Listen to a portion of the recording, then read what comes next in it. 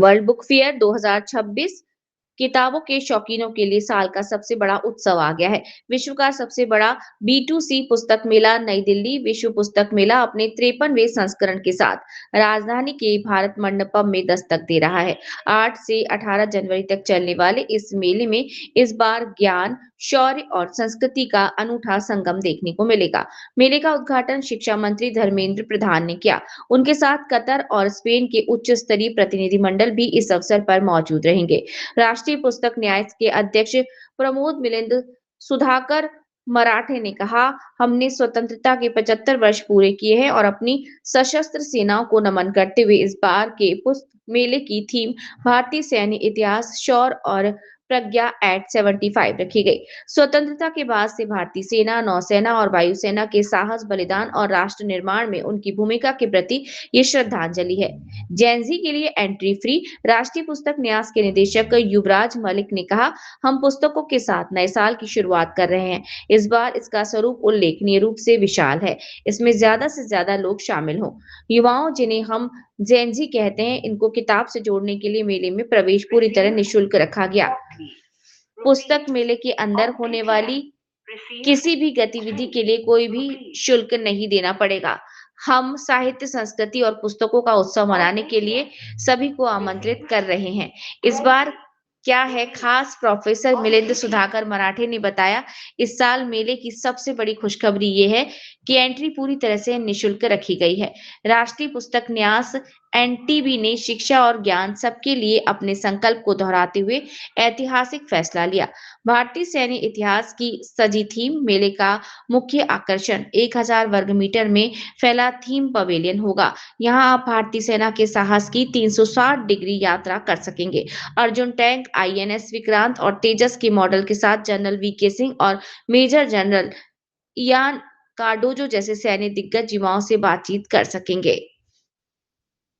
पहली बार विश्वविद्यालयों की जो सड़क थी, खासतौर से जाति के मसले पर जो सड़क थी, उसे निकालकर बाहर रखा और अब वो एक ऐसा दस्तावेज है कि अब उसे नकार पाना किसी विश्वविद्यालय, किसी VC या किसी शिक्षा तंत्र के लिए संभव नहीं। इस मायने में ये जो साहस है लिखने का और बाद में उसे पढ़ने का, उसी के का अगला क्रम जो है वो मुझे इस नई किताब के तौर पर दिखाई देती है।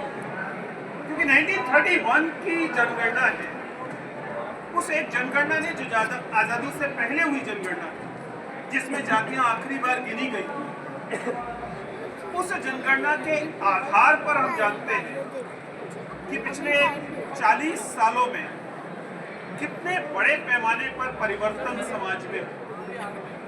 आप जानते हैं कि सच्चा कमेटी ने उसी जनगणना को आधार बनाया था। आप जानते हैं कि मंडल कमीशन ने भी उसी जनगणना को आधार बनाया। और यह तथ्य अपने आप में काफी है यह बताने के लिए कि सत्ता में शीर्ष पर जो जमात बैठी हुई है उसे जाति जनगणना से क्यों डर। अगर 1931 यानी कि अविभाजित भारत जो आंकड़े, वे आंकड़े सामाजिक न्याय के जो लोग हैं उनके हाथ में इतना महत्वपूर्ण एक औजार हो सकते हैं, तो सोचिए कि 2000 या 2025 में या तो चाहिए तो 2021 में, 2021 के आंकड़े अगर हमारे पास होते तो हमारे पास कितने महत्वपूर्ण सवाल खड़े करने की आधार है। और सत्ता जिस चीज से डरती है वो सवाल, और वो सवाल अगर सही आंकड़ों पर हो तो वे सवाल विचलित कर सकते। ऐसा नहीं है कि आंकड़ों की अहमियत सरकारों को नहीं मालूम। आपको मालूम होगा कि जब EWS आरक्षण आया तो ये सवाल बार बार लोगों ने पूछा, यहाँ तक कि कोर्ट में भी पूछा कि आप कह रहे हैं कि गरीबों में भी कौन से गरीब, वे गरीब जो कि, आइए सर,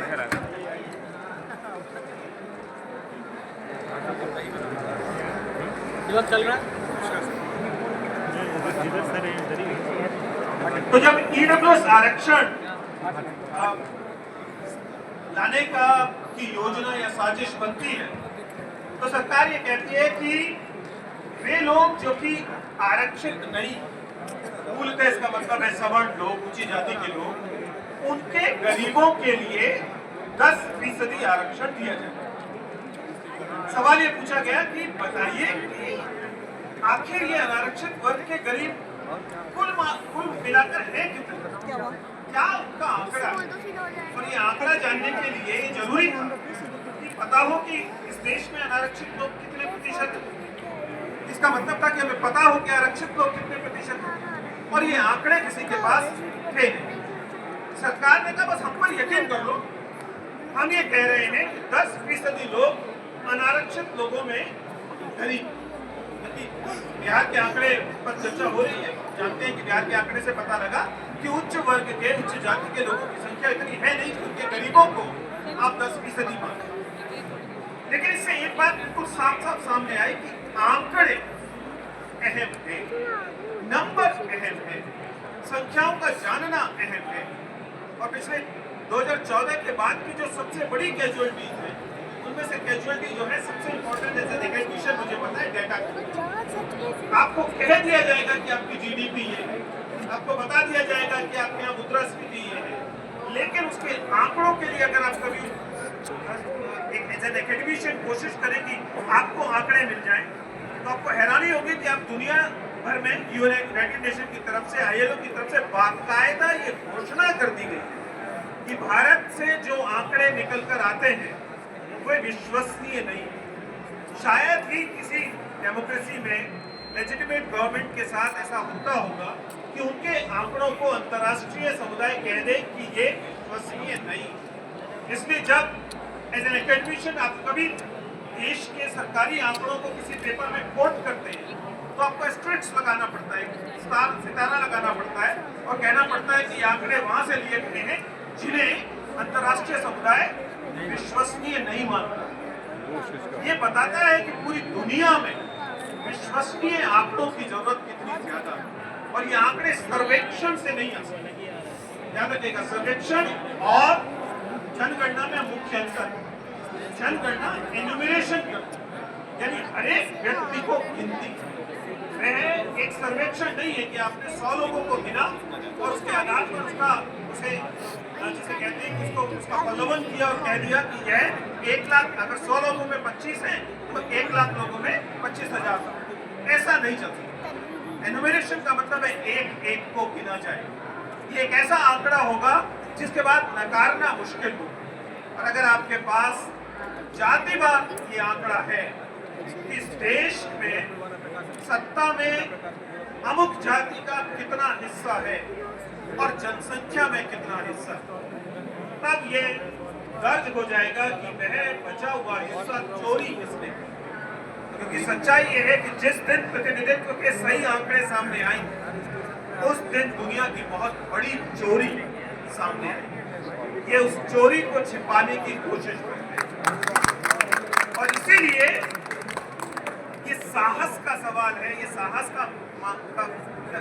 की चीज है कि लक्ष्मण ने इस पुस्तक में इस सवाल को उठाया। बल्कि मुझे तो कई बार लगता है कि यह इवन पब्लिशर के लिए साहस का सवाल है। उन्हें तो पता नहीं बहुत सारे कंप्लायंसेस करने होते हैं, सरकार जब चाहे आपकी गर्दन दबा सकती है।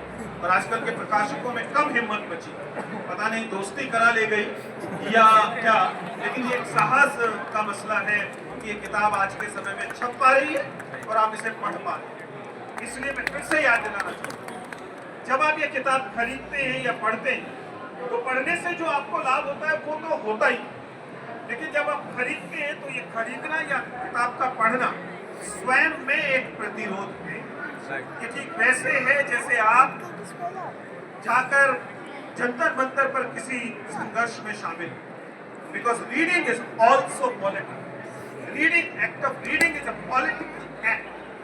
पढ़ना दरअसल एक राजनीतिक कर्म है, क्योंकि पढ़ने में शामिल होता है कि आप क्या पढ़ रहे हैं और आप क्या नहीं पढ़ रहे हैं, आप किस में यकीन करते हैं और आप किस में यकीन नहीं करते। इसलिए मेरी तरफ से बहुत बहुत बधाई। हम लोग तो सृष्टि सहमत होंगे कि हम लोग तो छोटे मोटे इन्फ्लुएंसर भी हैं, और हम जब कंटेंट बना रहे होते हैं, इस तरह के कंटेंट बनाना शुरू करते हैं, तो हम जानते हैं कि किस पैमाने की ट्रोलिंग हम लोगों को सहनी पड़ती है। जैसे ही आप जाति की बात करें या फॉर दैट मैटर धर्म की बात करें, सोच के लेकिन एक प्रोफेसर होने के नाते में सवाल उठता है, एक जामिया का एक प्रोफेसर एक सवाल पूछता है, अहम सा सवाल और बहुत अदना सा सवाल वह पूछता है, समाज कार्य का सोशल वर्क का प्रोफेसर, उसका पूछना है कि इस देश में मुसलमानों के खिलाफ, अल्पसंख्यक मुसलमानों के खिलाफ जो अत्याचार हो रहे हैं उसको डिस्कस कीजिए, ये उसके सिलेबस का हिस्सा, हम लोग इसे क्लासरूम में एड्रेस करते हैं। उसको इस परीक्षा में सवाल पूछने के लिए जामिया मिलिया इस्लामिया जो कि एक माइनॉरिटी इंस्टीट्यूशन, उससे न केवल निलंबित कर दिया जाता है, नौकरी से निकाल दिया जाता है, नौकरी से निकालने के नाम पर आपको बहुत कुछ याद आएगा, नौकरी से निकाल दिया जाता है, बल्कि उसके खिलाफ एफआईआर और इंक्वायरी शुरू की जाती है। एक शिक्षक के से सवाल पूछने के लिए, सवाल पूछना सिखाने के लिए अगर यह अवसर आ चुका है तो ऐसे में ये किताब तो बहुत सवाल करेगी। इसलिए मेरे प्रकाशक को शुभकामनाएं कि आप उन तमाम कष्टों को सह सकें।